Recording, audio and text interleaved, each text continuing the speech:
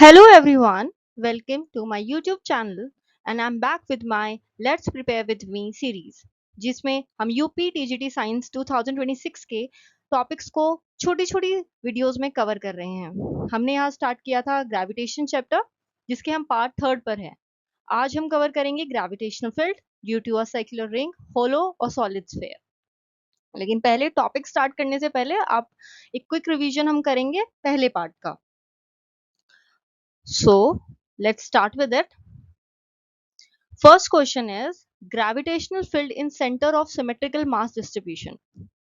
अगर मैं यहाँ पर आपको ये एक इक्विलेटरल ट्रायंगल है, यहाँ पर एक मास है m, एक यहाँ पर मास है m, एक यहाँ पर मास है m, और इसके सेंटर पर पूछूं कि ग्रेविटेशनल फील्ड कितनी होगी, और एक मैंने यहाँ पर एक स्क्वायर ड्रॉ किया है, इसके सेंटर पर भी इक्वल मासेस हैं ऑफ कैपिटल M,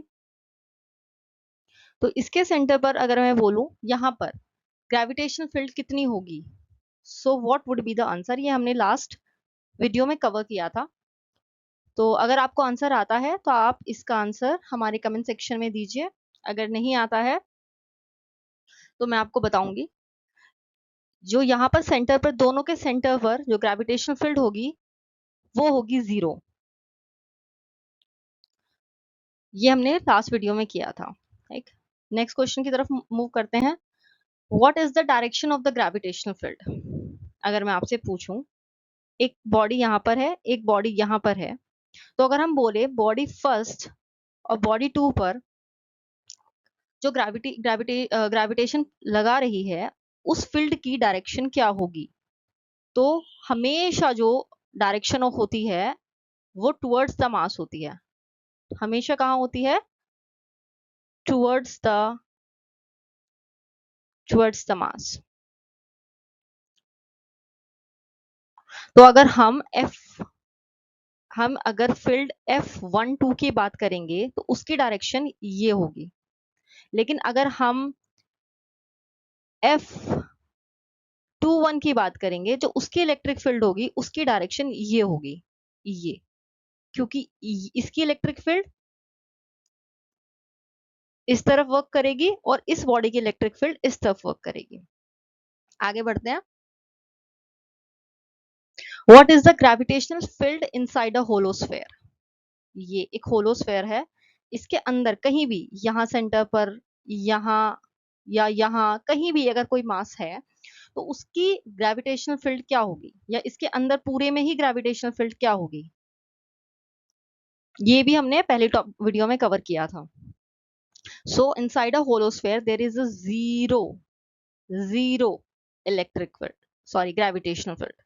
ये जो वैल्यू होती है ये 0 होती है। सो आई होप हमारा आज का रिवीजन हो गया होगा पहली वीडियोस का, और अगर आपको लगता है आप रिवाइज नहीं कर पाए हैं तो पहली वीडियो को जाकर देखिए, एंड देन आप ये वीडियो को देखेंगे तो आप इजीली समझ पाएंगे। तो चलिए हम स्टार्ट करते हैं आज का अपना topic. Electric field due to a uniform circular ring at a point on the axis.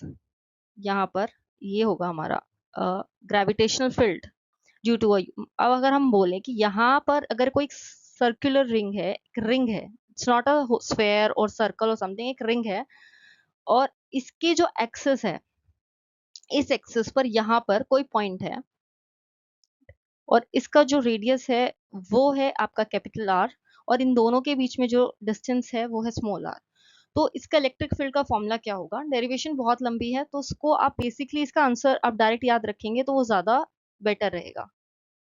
इसका होगा capital G, capital M. Capital M इस रिंग का मास है हमारा, इस रिंग का मास जो है वो कैपिटल एम है, और small R upon small R square plus capital R square की होल पावर 3/2।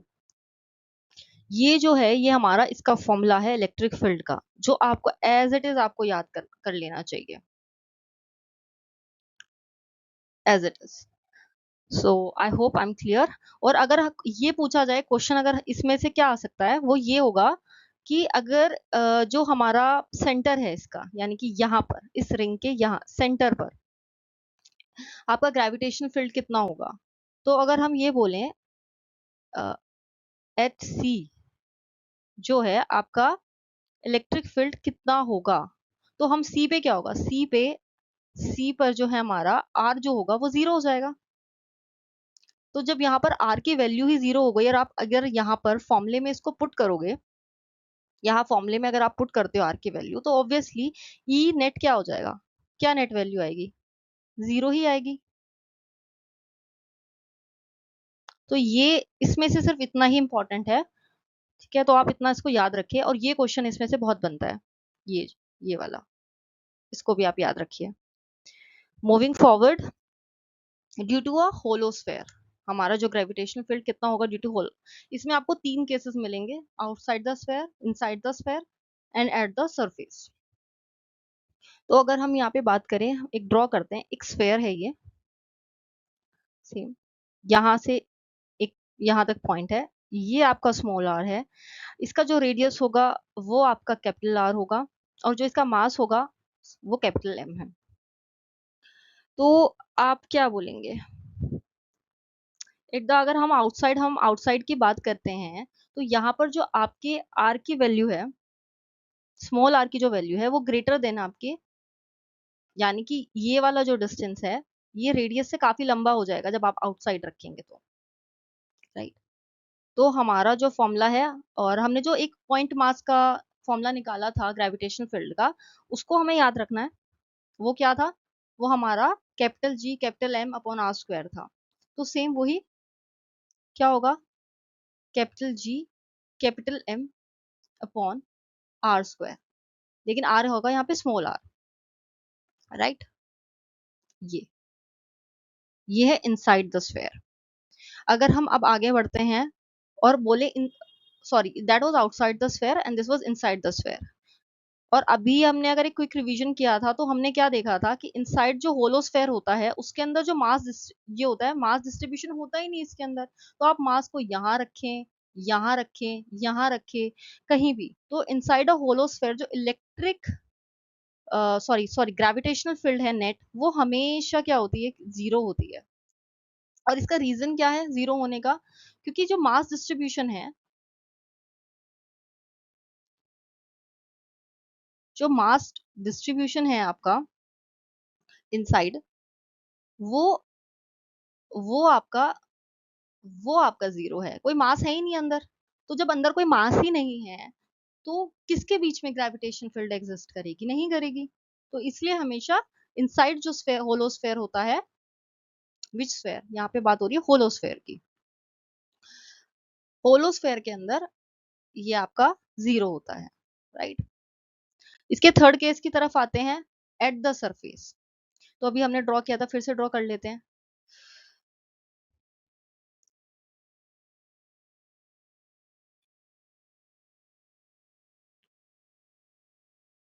अगर यहाँ एक हमारा होलोस्फेयर है एंड वो यहाँ से यहाँ एट द सरफेस, मतलब कि वो पॉइंट जो है वो यहाँ एग्जिस्ट करता है सरफेस पे, ये रेडियस है आर, तो ये भी कितना होगा, आर होगा, मास इसका कैपिटल एम है।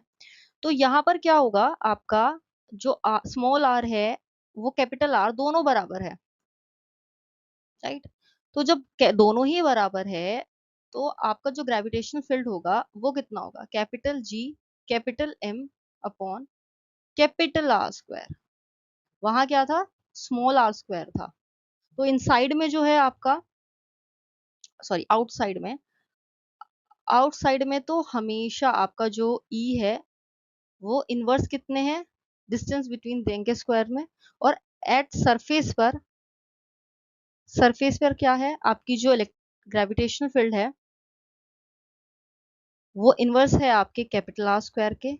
और इनसाइड क्या है, इनसाइड अभी हमने देखा 0 होती है इन केस ऑफ होलोस्फेयर। तो ये हमारे पास एग्जिस्ट 3 है ये हमारे जो एग्जिस्ट करते हैं, ठीक है। तो ये हमारा होलोस्फेयर यहाँ पे खत्म होता है। अभी हम बढ़ते हैं अपने लास्ट सॉलिड स्फेयर की तरफ, due to a solid sphere, same ये हमारा आउटसाइड अगर हम बात करेंगे सेम ही है जैसा हमारा होलोस्फेयर में था। यहाँ पर कोई पॉइंट है स्मॉल आर डिस्टेंस है, रेडियस कैपिटल आर है, मास डिस्ट्रीब्यूशन क्या एम है, कैपिटल एम। सो सेम यही रहेगा, ग्रेविटेशनल फील्ड होगा capital G capital M on R square. यहां पर आपको कौन सी कंडीशन होती है, R is greater than capital R. तो ये फॉर्मूला होगा आपका सॉलिड स्फेयर के आउटसाइड अगर आपका पॉइंट रखा हुआ है, कोई डिफरेंस नहीं है, सेम है। इनसाइड ऑफ होलो स्फेयर, यहां इसमें एक चेंजेस आपको नोटिस करने पड़ेंगे, यहां पर जीरो नहीं होता है सॉलिड स्फेयर के अंदर, क्योंकि मास होता है, यहाँ पर मास होता है, सॉलिड स्फेयर खाली नहीं होता है। तो जब वो खाली नहीं होता तो डेफिनेटली वहां पर मास एग्जिस्ट करता होगा। तो इसका जो फॉर्मूला होता है ग्रेविटेशनल फील्ड का, वो होता है आपका कैपिटल जी। यहाँ पर की कंडीशन है, कंडीशन क्या होती है इसमें, सॉरी यहाँ कंडीशन मेंशन करना रह गया था। यहाँ पर जो आपका कैपिटल स्मॉल आर है वो इज वेरी लेस देन, ये कंडीशन होगी। तो ग्रेविटेशनल फील्ड होगा capital G capital M small R upon capital R cube.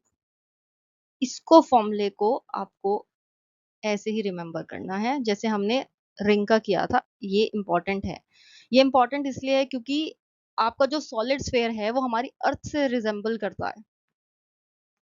तो अगर हम कहीं आपको अर्थ दी होती है होगी तो वहां पर आप ये फॉर्मूला अर्थ के लिए भी यूज कर सकते हो। तो बहुत इंपॉर्टेंट है इनसाइड अ सॉलिड स्फेयर का ये फॉर्मूला याद रखना, ठीक है। अगर हम आते हैं एट द सरफेस, वही सेम है एट द सरफेस जो हमारे उसके लिए था, capital G capital M upon R square, same.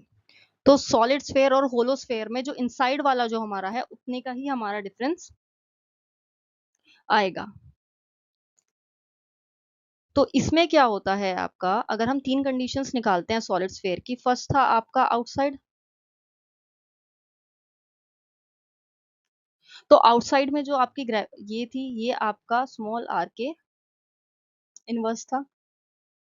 Surface पर अगर हम बात करें तो सरफेस पे क्या था, हमारी जो ग्रेविटेशनल फील्ड थी वो इनवर्स किसके थी, इसके स्मॉल आर के। और अगर हम आउटसाइड की बात अरे यार ये गलत हो गया, सॉरी, नॉट सरफेस, ये आपका ये आपका था हमारा इनसाइड का, इनसाइड के लिए था, इनसाइड के लिए था। और सरफेस पे अगर आप बोले स्मॉल आर के, अगर हम रेफरेंस में बोले तो डायरेक्टली प्रोपोर्शन आर की पावर 0 है और इनवर्स टू कैपिटल आर है, ठीक है। तो अगर इसमें से क्वेश्चन अगर हम आ सकता है, क्वेश्चन अगर मैं यहाँ पे मुझे याद आ रहा है तो वो ये बन सकता है कि जैसे आप सेंटर की तरफ मूव करते हो सरफेस से, अब सरफेस पे अगर कोई है और सेंटर की तरफ आप एक सॉलिड स्फेयर में मूव करोगे, जो मास डिस्ट्रीब्यूशन है, मास जो होता है वो बढ़ता रहता है, इंक्रीज होता रहता है। तो जैसे मास इंक्रीज होगा,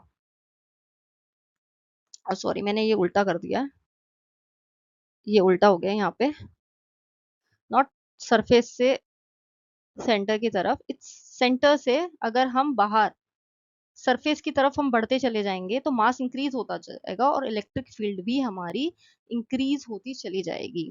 तो अगर हम डिस्ट्रीब्यूशन निकाल रहे हैं, एक पॉइंट यहाँ है, एक पॉइंट यहाँ है, तो ये इस पॉइंट का जो इलेक्ट्रिक फील्ड होगी, मान लो E1 है, इस पॉइंट की आपकी E2 है, तो जो E2 होगी वो ग्रेटर देन होगी आपके E1 से। और रीजन क्या है, क्योंकि E2 के लिए जो कैपिटल M होगा, ये जो मास होगा वो बड़ा होगा जो मास M1 के लिए होगा, ठीक है। क्योंकि जैसे आप सेंटर से बाहर की तरफ चले जाएंगे मास बढ़ता चला जाएगा बॉडी का। तो ये कंडीशन अगर आपसे पूछी जाए कि इस केस में दोनों पॉइंट की जो ग्रेविटेशनल फील्ड होगी किसकी ज्यादा होगी, जो बाहर होगा उसकी ज्यादा होगी। आई होप हमने अपने तीनों जो हमारे केसेस थे उसको आज डिस्कस कर लिया है। एनी अगर आपको कोई क्वेश्चन है, कोई डाउट है समझने में, तो आप कमेंट में मेंशन कर दीजिए। और नेक्स्ट हम जो टॉपिक स्टार्ट करने वाले हैं नेक्स्ट वीडियो में वो होगा ग्रेविटी, ठीक है। तो यहाँ तक हमारा था। अगर कोई डाउट है, कुछ पूछना है, उसके आपके हैंड रिटन नोट्स आपको हमारे टेलीग्राम चैनल से मिल जाएंगे। That's all for today. Thank you so much.